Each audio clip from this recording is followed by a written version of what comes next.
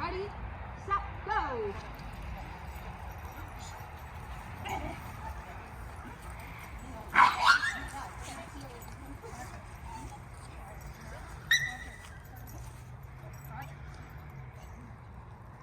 Good job, Team Sandy. Good job, Team Buddy. Good job getting Roger's focus back.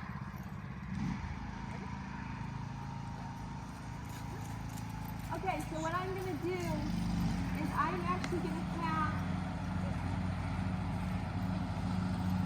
What I would like to try is having Team Buddy and Team Sandy go with Team Gimli if you're willing to do that. Okay, I want to see what distance is going to do for Team Gimli. Okay, so this next one is only going to be Team Gimli, Team Buddy, and Team Sandy. Take a deep breath, brother. Oh, I'm fine. It's totally her first instinct. Well, I just want to make sure that you're relaxed because we're all fine with what's happening. So. I'm so fatigued. Good. Okay. So Team Gimli, don't feel pressure to race on these. I want you because I know that you're still working to get your strength back. But what I am curious about is how she's going to do if the dogs are further away. Okay. So let's try that. Go ahead. Ready, set, go.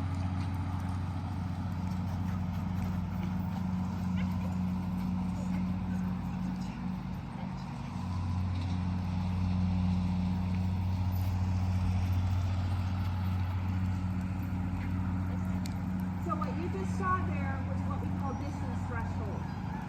These dogs were far enough away that it was under Gimli's distance threshold, which meant that she was beneath her reaction threshold. When you are working with your dogs in new environments, that's what you have to know about your dog if possible. At what distance can my dog still overcome that challenge, right? Every dog has a distance threshold, and as their training goes up, their distance threshold should get less and less. We're using it closer and closer to things, and they still have the discipline and self-control to maintain their focus, okay? So Heather, the answer for Gimli is to figure out where that distance threshold is and then work her next to that distraction. If you have a dog in your neighborhood that runs the fence, then you need to find at what distance can you work around that dog and teach her that it's more rewarding to focus on you than to pay attention to the dog. And you've got to make sure that it's beneath her reaction threshold. Having dogs run right next to her, she couldn't do it. It doesn't matter how good of a trainer you are not going to make her successful because it was too much for her at this point, okay? So that's what you would be working on. All right, this time I want Team Gimli to sit out and to work on focus. And I want the other teams to go because it'll be good for her to have to sit still while everybody else is moving. On your mark, get set, go!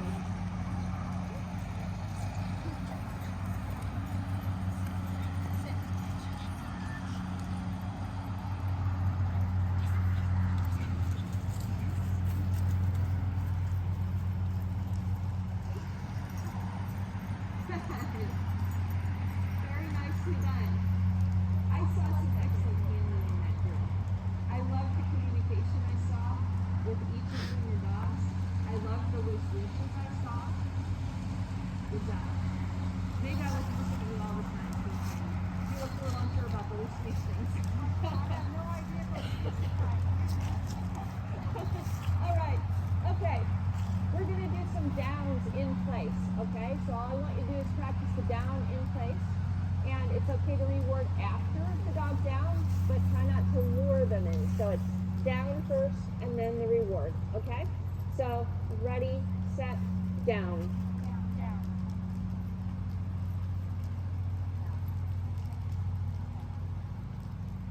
And release.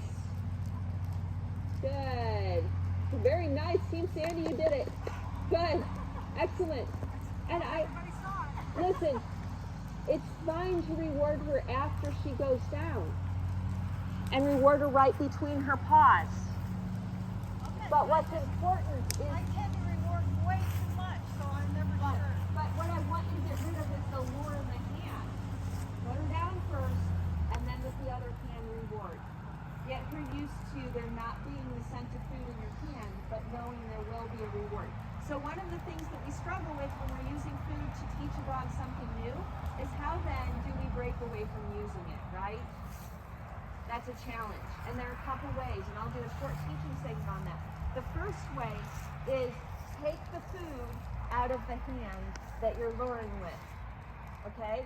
So if you've used a piece of food in the hand for down, begin to every other time not have food in the hand. Not every time at first, but every other time you don't have food in that hand, and the dog, you start with food in the hand, the next one doesn't have food in the hand, and you give a reward with the opposite hand. Okay? And then you get to a point where you don't have any food in the hand, but they know it's coming. That's where having the clicker or the marker word is gold. Because if you have a word that marks that success and promises the dog a reward, they wait for that sound or that word. Legend's already got it cold. When it comes to training, he goes down and he doesn't move until he hears yes, and then he explodes. And the reward can come 3 to 5 seconds after the yes, and it doesn't matter because I charged that clicker, I charged the clicker, I charged the marker word. So he knows yes means success, yes promises a reward.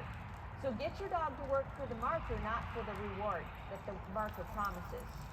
So if you haven't leveraged your marker word and you haven't leveraged your clicker, choose which one you're going to use and get your dog to the point where when they hear that marker word, it makes their saliva glands water because they know that food is on the way. They know the reward is on the way. With a toy-driven dog like Roger, I will actually say yes and then present the toy. But what you want to do is you want to begin with an immediate reward, and then you want to move the dog from the direct presence, immediate presence of reward to promise of reward, and begin to put more time and space between. Does that make sense? Now once you get beyond that, then you do like a scheduled reward. Every 3 downs they get a reward. Then maybe every 5 downs they get a reward. And every once in a while, every 2 they get a reward. It's variable.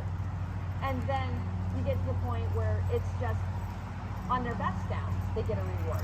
But you want to graduate them slowly enough. What you're watching for when you fade out a food reward is you're watching for execution and motivation. So if you see execution and motivation go down, you might want to reward a little bit more often again. So you want to make sure that you're, again, balancing the scale properly, okay? All right. What we're going to do is we're going to come down to the cone, land a sit, run back to the bed, land it down, okay? On your marks, get set. Oh, wait for drama. Sorry. Pause. False start. On your marks, get set, go.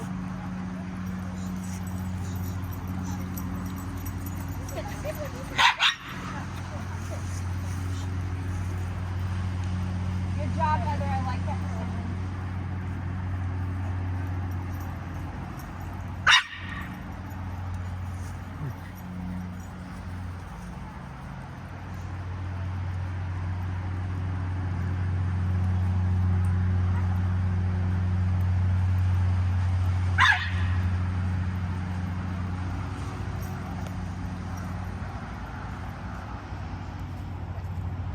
Good team, buddy. Hold that down.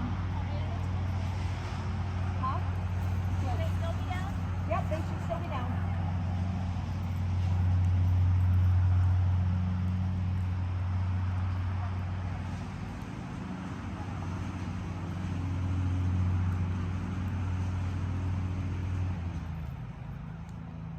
And release. Good. Good job. So, it's fine on longer downs for younger dogs to every 3 to 5 seconds just drop another kibble right between the legs. So your goal on the down is to make it more rewarding to stay down than to get up. So the down is something I actually reward a lot more generously than I do a lot of other things. Because the way you build duration on the down is typically to space out your rewards but keep them coming until the dog is older or just more committed to that behavior, okay? So let's try this again. And those of you, once you get the down, keep dropping food right where they shouldn't have to move to get it. You just want to put it right in their reach, right between those front legs, okay? And Team Gimli, do what you feel is best. So if you want to stay and work right where you are, Or if you want to go back to the cones back there and do the same exercise, you could even go the opposite way. If you want to go to those cones, do the exercise and just go opposite of everybody else, you can do that, okay? Whatever works best for you, all right? On your marks, get set, go.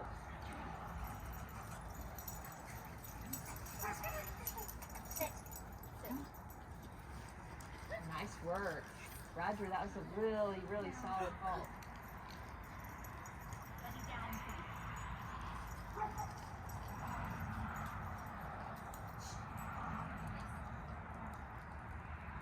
Good job, Team Java. I like how you're keeping him with you. Nice work, Gimli. Right, and the other benefit of giving multiple rewards is the dog learns not to get up when you reach for the next reward. So that's part of the self-control that we're teaching in the down, is that I don't have the next reward in my hand. I'm reaching for it, and if you start to get up while I reach for it, guess what I do? I renege, and I say, nope, I'm not going to reach for another reward until you lie down. So you know how we did the game, the patience game with the food dish? Most of you, I've worked with you on this, where you want the dog to focus on you while you put the food dish on the ground, and if they take their eyes off of you, you pick it back up. It's the same way when you're reaching for food. If the dog looks at the pocket the food is in, you pause. You wait for those eyes again. Because that's a huge part of getting that dog off of that food reward, off of that mindset of, if you don't have something for me, I'm not doing it. You want to make sure that you begin to conceal those rewards, and that if they start to focus on where those rewards are kept, you pause until they give you their eyes. And I literally do incremental reaches with Legend, and he's learning, oh, I won't take my eyes off of you, because the more I do, the longer I have to wait. So can you see how you can actually leverage even reaching for the reward as a way of building more self-control into your dog, and teaching them that the fastest way to get what they want is to focus on you, not to focus on what they want. And that's very counterintuitive for them. Team Sandy, that's great. So reward consistently in intervals, but keep her down. So if you have food, then you're going to drop it at consistent intervals, and you're going to keep them down. And release. Good.